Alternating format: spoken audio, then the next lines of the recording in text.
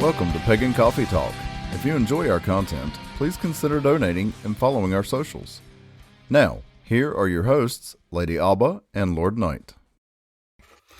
All right, so Lord Knight had an interesting conversation recently, or at the start of a discussion with a fellow pagan about the difference between spells and ritual.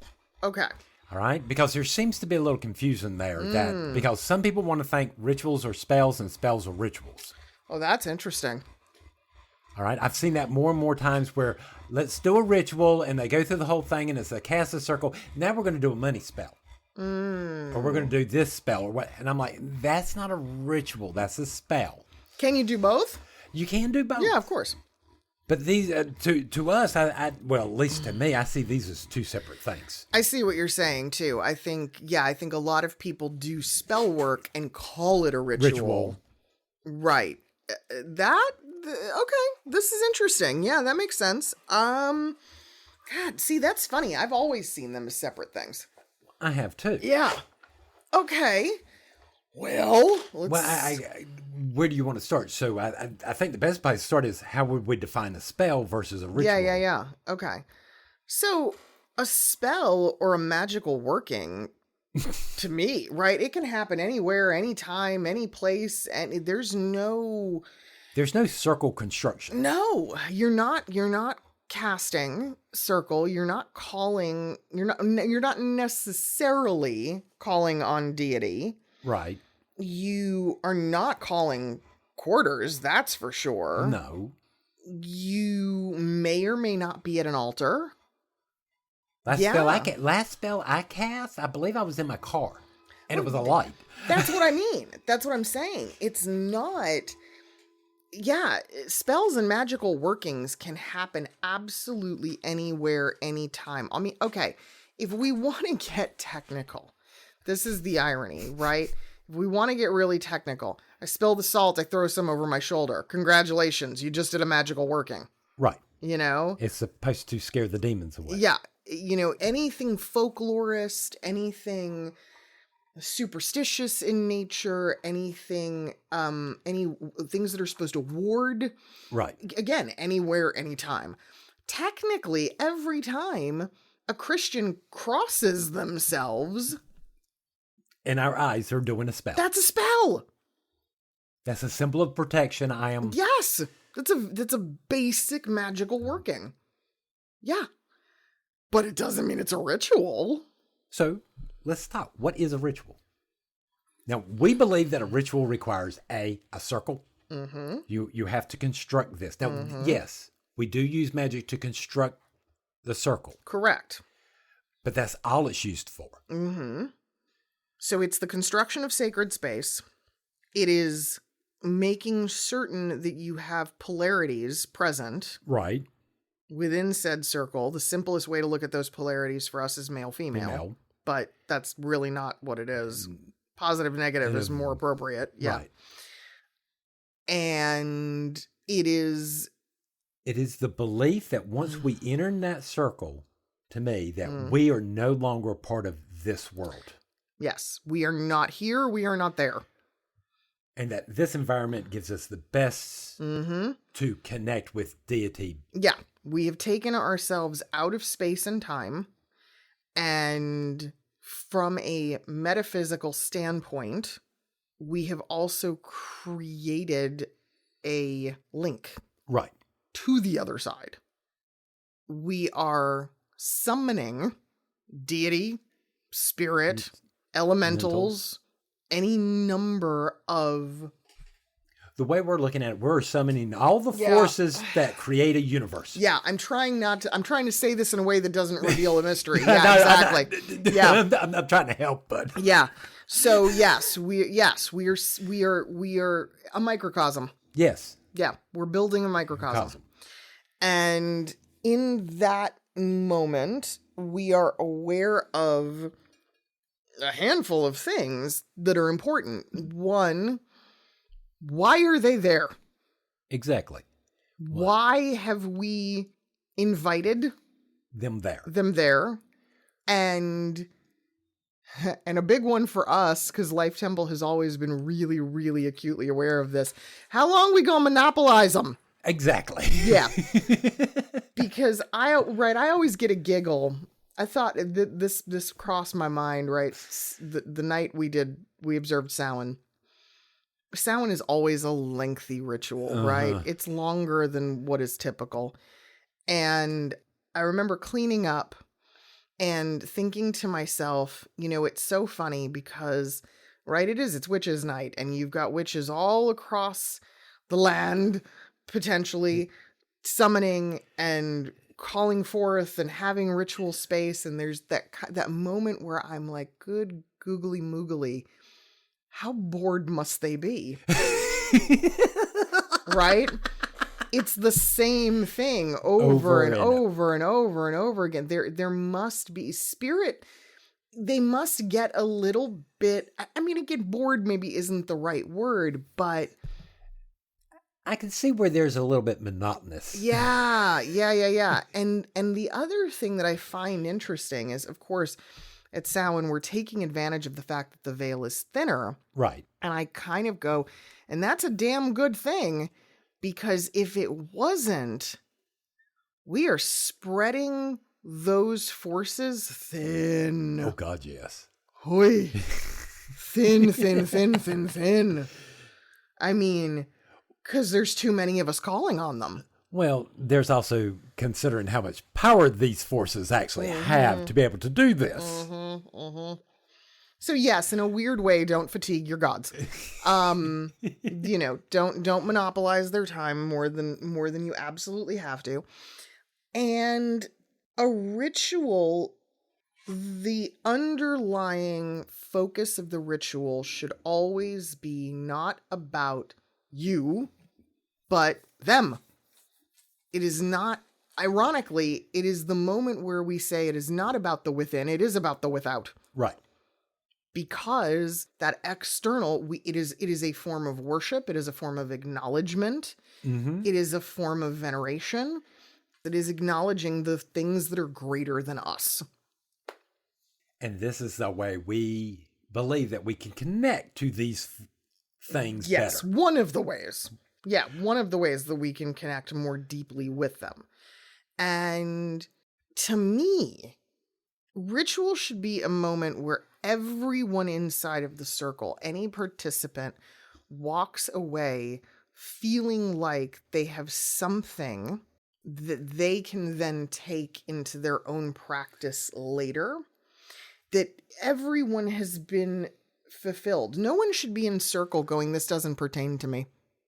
Exactly. Right? That would be awful. It would. I can't, I mean, I've seen it a few times. I've had it happen. I've had a couple of moments where I've been in other people's rituals and I've thought, this does not pertain to me. But I'm going to sit here and, I'm going to behave and be nice anyway. Just kind of, do what I got to do. But that's a poor ritual. Yeah. A ritual really should adapt to where everyone can see benefit. Right. There should be at least some... And if not in that moment, then later. Yeah. Some type of inspiration is what we're hoping. One would hope.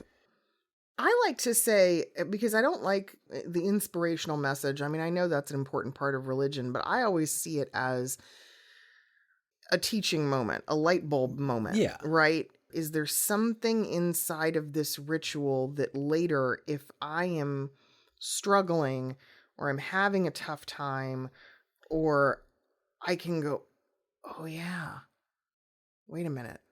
There was that ritual and we talked about X, Y, and Z, or we did that. Maybe I need to go back to that. Right. Now, we rarely in our temple, we don't put our chocolate and our peanut butter together very often. True. Damn, it's tasty too. Yeah, I mean, we don't do it. Yeah. So, but when do you say we do go ahead and say, okay, now we need to do a spell inside circle? Oh, it's so rare. It's so rare. So honestly, when we do that, that's rites. Yeah. Those are rites. We bring magic into circle when it is, right? It's a birth, it's a death, it's a marriage, it's a union, it's an initiation. It is a croning. It's a rite of passage. But even though I don't see those as necessarily spells, this is more like us imparting energies off of each other. Yeah, but I think we can't deny how much spell work is invested in those processes. Yeah. True. I think that might be where a little people get confused about the difference between spell work and ritual work, because there are certain... We use magic to cast that circle. Well, here, again, you know I love to go back to the Catholics. You know, right. I love to go back to my roots. I'm sure I'm making my grandma so proud.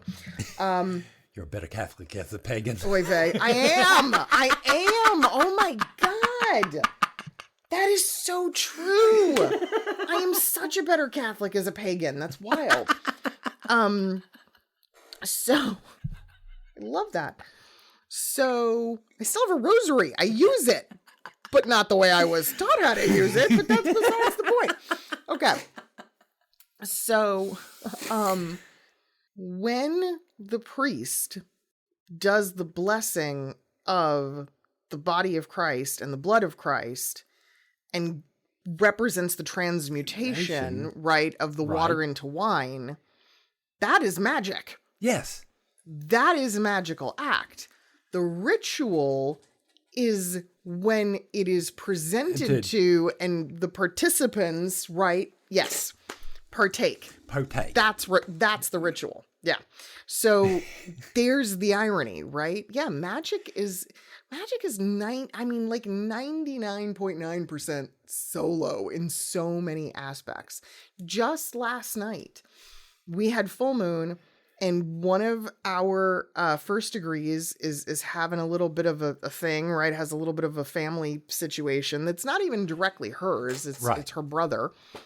And she was asking me, and I thought it was very funny because it wasn't just her, it was her mother too, that was like, maybe you could ask the lady what she thinks. And I said, look, here are some tools, here are some things.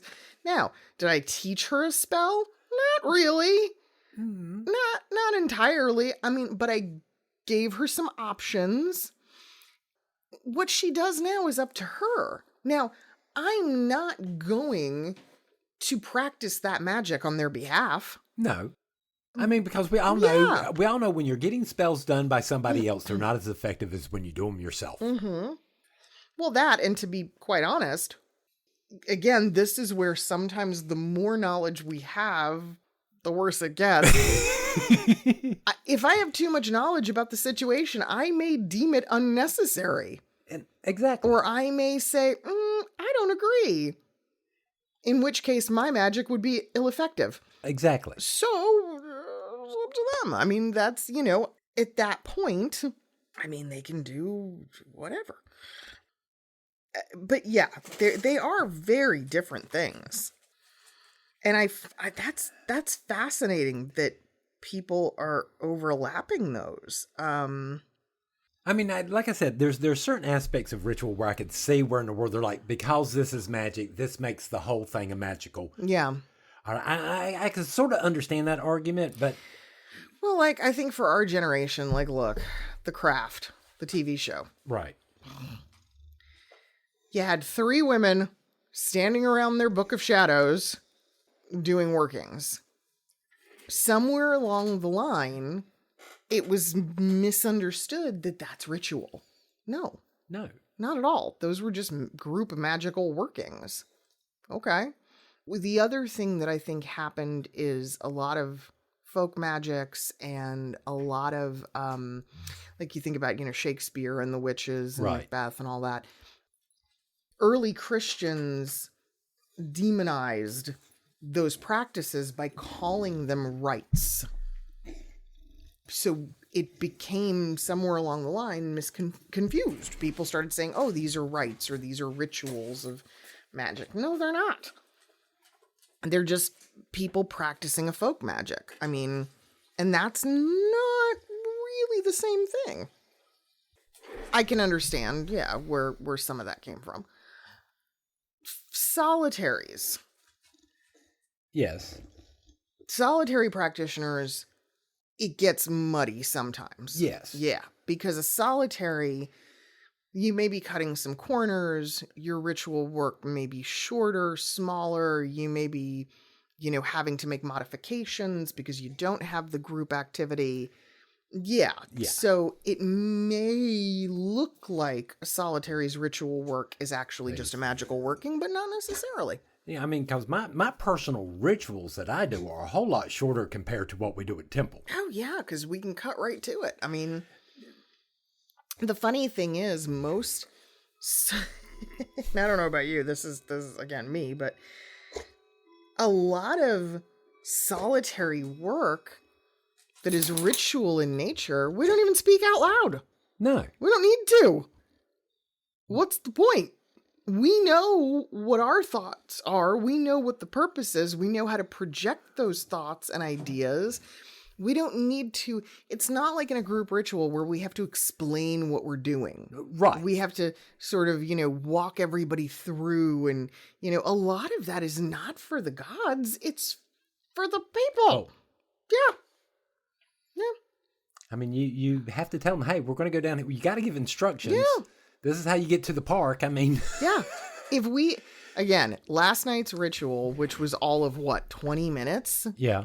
Probably could have been cut in half if I didn't have to explain what we were doing. But that explanation is critical. And again, if you're sitting here listening to that, don't take that as an insult. That's our No. job. That's the purpose. Yes, That's what it means to be clergy. Yeah, clergy has to be able to kind of walk everybody through and explain what in the world's going on. I also think that one of the big differences is that when you're dealing with ritual, you have to pivot on the fly. Yes. You have to, with ritual, there's a lot of critical listening, there's a lot of critical observation, and recognizing that what you planned may not go the way you planned, and therefore you have to be very quick to adjust. Okay, I want to know, when does it ever go the way we planned? Okay. Yeah, you're right. You're right. Yeah, there's always something. Always something. It never goes as planned.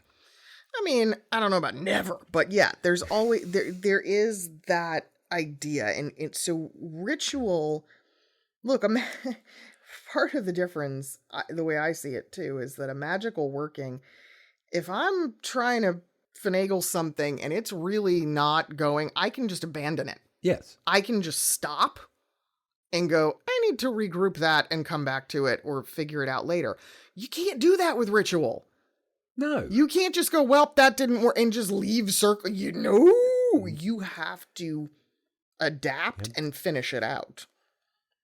So, yeah. No, you don't just go into the middle of ritual and go, oh, I messed that up. Oh, never mind. We're going to forget. Yep. All right. Well, that didn't happen yet. No, we do a lot of correcting. I mean, quarter calling, for instance, mistakes happen. Mm-hmm. Especially if you're casting with more than one person or even if you're casting solo. And sometimes you have to adapt or adjust accordingly. And that requires, again, a lot of attention, a lot of awareness of what's going on. Because again, I've seen circles where it's cast like this, where in the world you have someone staring into the setting sun and goes, "Hell, spirits of the east." Mm-hmm. Yep. That means somebody has to do something on the fly to balance everything else. Yep, exactly. It happens. It does happen. Exactly. So therefore, right, yeah, you have to pivot. And it's like, okay, we pivot. We pivot. It's all right. But yes, they are different. They're different. I mean, if you're in the thing that I think is interesting is try it. If you want to experience the difference, you have to experience the difference. Yeah. Try it out. You know, to us, ritual is a tool that we use to connect to our deities better. Yes. And it's something I truly believe is necessary to some extent to do. It is necessary in the sense of the relationship that we build. Right. Yeah. But the location does not matter. No. Many, many things do not matter. But the structure does. The structure in our heads and that are in our hearts. And the actions that we take, yeah. Well, I'm glad we covered that. All right. More coffee. Okay. Thanks for listening. Join us next week for another episode. Pagan Coffee Talk is brought to you by Life Temple and Seminary. Please visit us at lifetempleseminary.org for more information, as well as links to our social media: Facebook, Discord, Twitter, YouTube, and Reddit. We travel down this trodden path, a maze of stone and mire. Just hold my hand as we pass by a sea of blazing pyres. And so it is the end of our days, so walk with me till morning breaks. And so it is the end of our days, so walk with me till morning